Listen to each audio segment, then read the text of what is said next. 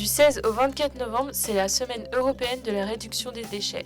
Nous vous proposons de découvrir dans ce nouvel épisode des séquences d'aider les actions qui sont mises en place à Dardilly pour limiter les déchets.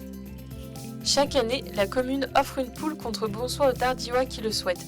Les poules sont remises lors de la fête de la nature organisée au mois de septembre. Nos amis gallinacés se nourrissent des épluchures, un moyen économique et écologique de réduire les déchets alimentaires et de manger des bons œufs frais.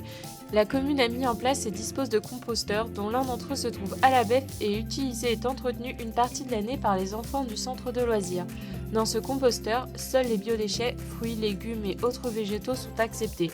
Une fois les déchets apportés, de la matière carbonée est ajoutée pour aider à la décomposition et à limiter les odeurs. Il est moins alimenté que d'autres car il y a peu de présence au centre de loisirs, ce qui lui permet d'être plus au repos malgré la participation régulière des enfants. Pour cette raison, il est donc essentiel de trouver un bon équilibre pour éviter tout désagrément. Le compost est ensuite utilisé pour les massifs fleuris de la commune, mais aussi pour le potager des enfants qui se trouve au jardin de la Beffe. La réduction des déchets passe aussi par les objets du quotidien. À Dardilly, l'association Dardicel vous propose un rendez-vous mensuel tous les premiers samedis du mois pour réparer vos objets plutôt que de les jeter. C'est un rendez-vous convivial à la maison du Barrio où des animateurs vous attendent pour réparer avec vous les petits électroménagers, objets en bois, jouets ou petites coutures. En partenariat avec la métropole de Lyon et depuis novembre 2022, 8 bornes à compost ont été installées sur la commune de Dardilly.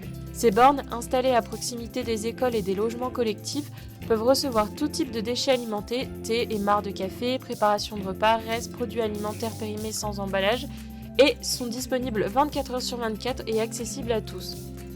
Afin d'éviter toute nuisance olfactive, la métropole les collecte 2 fois par semaine et les nettoie plusieurs fois par mois. Les contenus sont transformés en compost pour les agriculteurs ou en énergie grâce à la méthanisation. En 2023, les 8 bornes réparties à Dardilly affichaient un taux de remplissage moyen de 70% à chaque collecte hebdomadaire, soit 3 tonnes de déchets alimentaires collectés par mois qui sont ensuite revalorisés en compost sur un lieu de traitement spécialisé dans l'agglomération.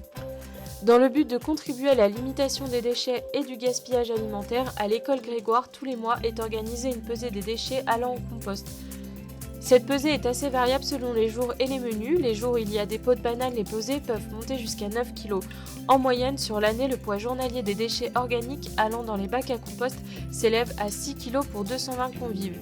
Chaque année, l'école organise avec le responsable du service des espaces verts de la commune le vidage et le tamisage du compost après 9 mois de maturation. L'humus est alors distribué aux familles qui le souhaitent sur le temps d'accueil du soir. Ensemble, ces initiatives illustrent l'engagement de Dardilly dans la réduction des déchets et la préservation de l'environnement. Grâce à la participation active des habitants, des écoles et des associations, la commune démontre qu'en agissant localement, on peut faire une réelle différence pour un avenir plus durable. Nous vous retrouvons très bientôt pour un nouvel épisode des séquences d'aider.